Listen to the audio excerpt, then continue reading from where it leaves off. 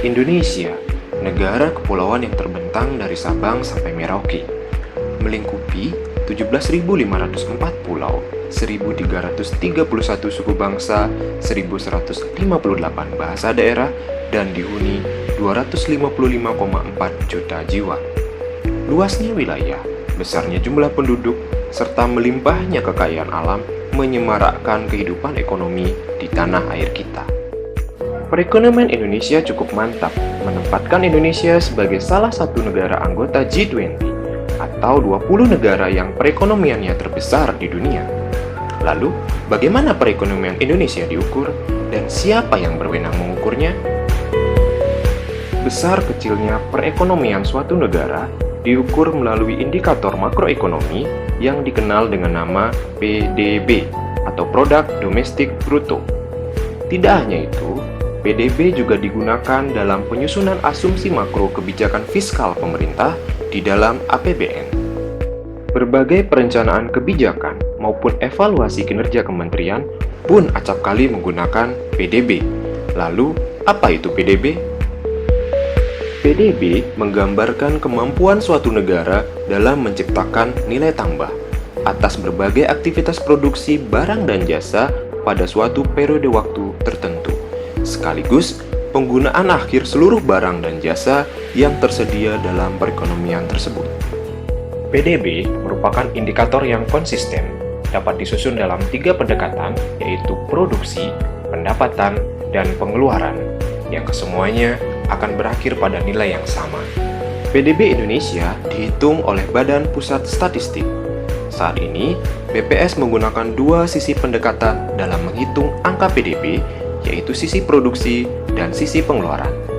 PDB sisi produksi mencatat seluruh nilai tambah bruto yang diciptakan oleh seluruh sektor ekonomi melalui aktivitas produksi, barang, dan jasa.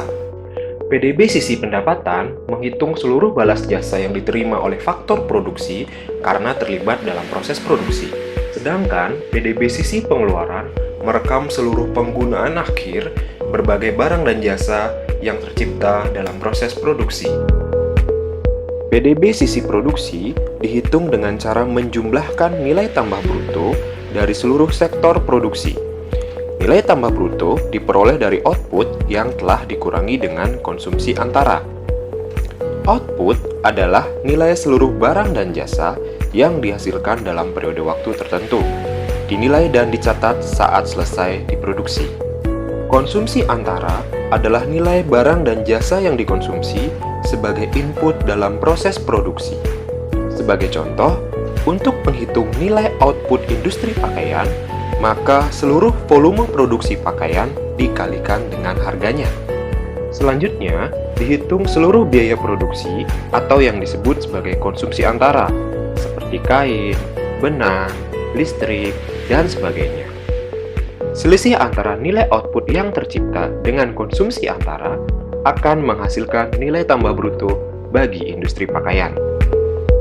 PDB sisi pengeluaran diperoleh dari penggunaan berbagai barang dan jasa yang tercipta, baik untuk penggunaan akhir domestik yaitu konsumsi rumah tangga, konsumsi lembaga non-profit yang melayani rumah tangga atau LNPRT, konsumsi pemerintah, pembentukan modal tetap bruto, dan perubahan inventori, maupun penggunaan barang jasa domestik oleh luar negeri atau ekspor. Pengeluaran konsumsi akhir rumah tangga adalah pengeluaran barang dan jasa oleh rumah tangga untuk tujuan konsumsi akhir, tidak termasuk transfer keluar dan pengeluaran untuk pembelian barang modal. Pengeluaran konsumsi akhir LNPRT adalah pengeluaran untuk menyediakan barang atau jasa secara gratis atau dengan harga yang sangat murah kepada anggotanya dan kepada masyarakat. Pengeluaran konsumsi akhir pemerintah adalah pengeluaran yang dilakukan oleh pemerintah untuk menyediakan jasa pemerintah, seperti administrasi, pendidikan, kesehatan, pertahanan, dan sebagainya.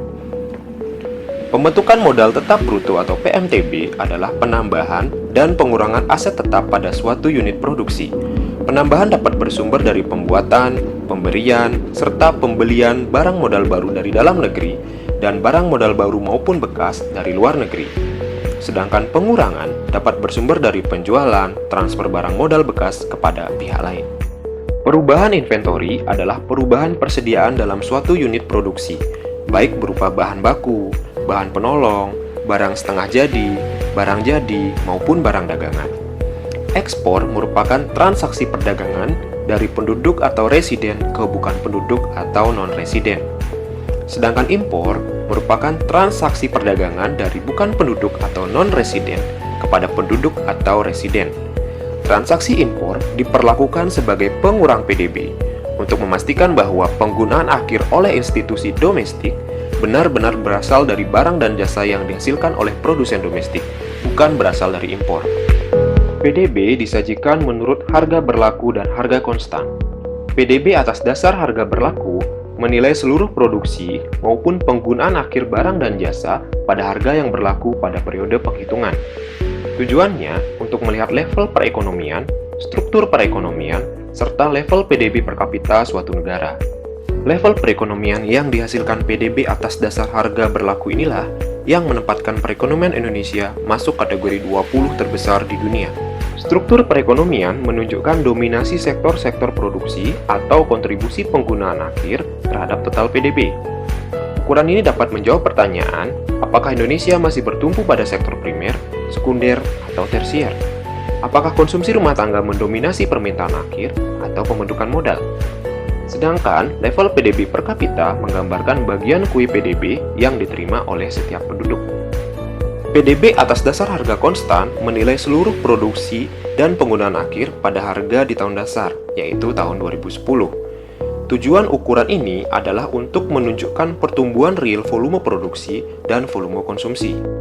Ada 3 jenis pertumbuhan, yaitu Q2Q, Y-on-Y, dan C2C.